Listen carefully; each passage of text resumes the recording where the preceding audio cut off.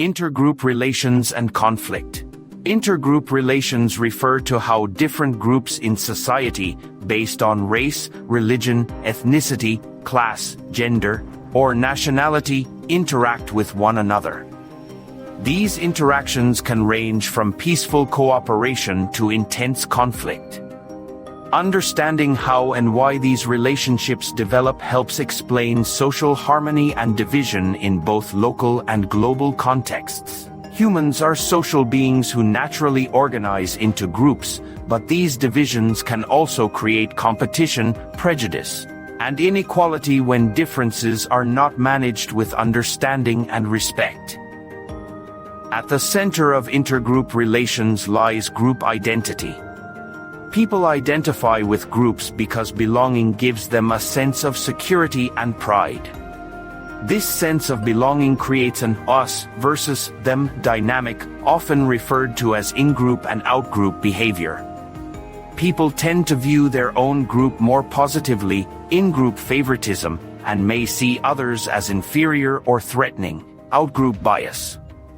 Although this division is sometimes harmless, it can become dangerous when it fuels stereotypes and discrimination. The social identity theory by Henri Tajfel explains that individuals form part of their self-concept from the groups they belong to. When people identify with a group, they compare it to others to maintain self-esteem. If their group seems superior, they feel proud. If it seems inferior, they may experience insecurity. This comparison often leads to prejudice, preconceived judgments about others that are not based on real evidence. For example, a person may assume that all members of another ethnic or religious group behave the same way, even without personal experience. Such assumptions are not only false but harmful, as they lead to misunderstanding and conflict. Intergroup conflict occurs when two or more groups compete for resources, power, or recognition. The realistic conflict theory, introduced by Muzaffar Sharif, explains that limited resources can create rivalry and hostility between groups. His Robbers Cave experiment showed that even randomly divided groups of boys at a camp developed strong animosity toward each other when competing for rewards. Yet, when they were forced to cooperate to achieve shared goals, such as fixing a broken water system, their hostility decreased, and friendships formed. This shows that conflict is not inevitable, it can be reduced through cooperation and shared purpose. Stereotypes and prejudice play a major role in fueling intergroup tension. Stereotypes are oversimplified ideas about a group, such as believing one culture is lazy or another is violent. When these ideas become emotional judgments, they turn into prejudice, which can then lead to discrimination. Discrimination occurs when people act on their prejudices, denying others equal opportunities or fair treatment. Over time, this builds inequality and resentment. History is full of examples where prejudice led to slavery, genocide, and segregation. Cultural differences also influence intergroup relations. People come from various traditions, languages, and values, and misunderstanding these differences can create friction. For instance, what is considered polite in one culture may seem disrespectful in another. However, cultural diversity itself is not a problem, rather, intolerance and ignorance are. When individuals approach differences with curiosity and respect, cultural exchange becomes a strength that enriches societies. Political and economic factors often deepen intergroup conflicts. Politicians and leaders sometimes exploit differences to gain power by dividing societies through fear and hate. This tactic, known as scapegoating, blames one group for the problems of another. For example, during economic downturns, minority communities are often blamed for unemployment or social instability. Such manipulation distracts people from the real causes of inequality and damages national unity. The media also has a significant influence on intergroup relations. When news, films, or social media portray certain groups in negative or stereotypical ways, it strengthens prejudice. On the other hand, responsible media can challenge stereotypes and promote understanding.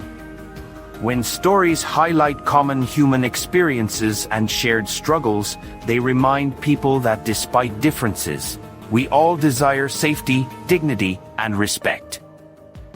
Economic inequality is another important cause of intergroup tension. When one group controls most of the wealth and opportunities while another struggles for survival, frustration builds up. This can lead to protests, strikes, and even violence. Reducing inequality through fair education, employment, and social welfare policies can create more balanced and peaceful relations between groups. Equality and justice are not just moral goals, they are practical solutions for reducing conflict. Positive contact and education are powerful tools for improving intergroup relations. Gordon Allport's contact hypothesis suggests that when people from different groups interact on equal terms and work toward common goals, prejudice decreases. For instance, schools that promote group activities among diverse students encourage understanding and empathy. Similarly, workplaces that celebrate diversity often see better teamwork and innovation. When people get to know others personally, stereotypes are replaced by real human connections. Globalization and migration have made intergroup relations even more complex. People from different cultural, religious, and ethnic backgrounds now live closer than ever. This creates opportunities for cooperation but also increases the risk of misunderstanding and fear of difference. In many societies, debates over immigration and national identity reflect deeper anxieties about cultural change. Balancing global interconnectedness with respect for local identity is one of today's greatest social challenges. Education plays a crucial role in addressing intergroup conflict. Teaching empathy, history, and critical thinking helps individuals understand the roots of prejudice and inequality.